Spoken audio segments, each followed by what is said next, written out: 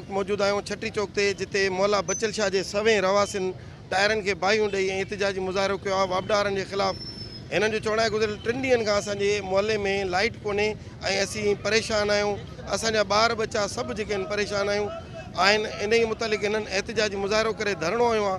अचो त हिननि जे अॻुवाणनि सां ॻाल्हि ॿोल करियूं त हिननि जो छा चवणु आहे। रोज़ असांखे आसरा ॾियनि था त हा बाबा अचे थी पई फॉल्ट आहे 3 ॾींहं खां हिकु महल बि हिते पोल ते न चढ़िया आहिनि। जॾहिं त असां 10-10 हज़ार रुपया बिल बि भरियूं था दुकाननि जो, कमर्शियल मीटर लॻल आहे, वरी असां नाजाइज़ी आहे, वॾी हालत आहे असां सां। वापडा सभिनी अमलदारनि ॾे SDO ॾे सभिनी ॾे वियाऊं, बाबा मसइलो आहे तव्हांजे ट्रांसफार्म जे करे सॼो फीडर ख़राब थो थिए, असांखे मजबूरन तव्हांजो ट्रांसफार्म ठहंदो हिनमहिल ताईं न ठहियो। असां ग़रीब माण्हुनि खे कना पैसा ॾियूं, कमायूं 500 रुपया 1000 रुपया कॾा ॾियूं।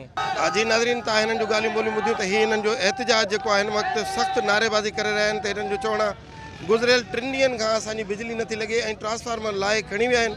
ऐं हिननि जो चवणु आहे त हिकिड़ो चक्कर असांखां 36,000 रुपया वरिता विया आहिनि ऐं हाणे बि असांखां पैसा था घुरनि ऐं पैसा न ॾियण ते हिननि जेको असांजो ट्रांसफार्मर कटे छॾियो आहे।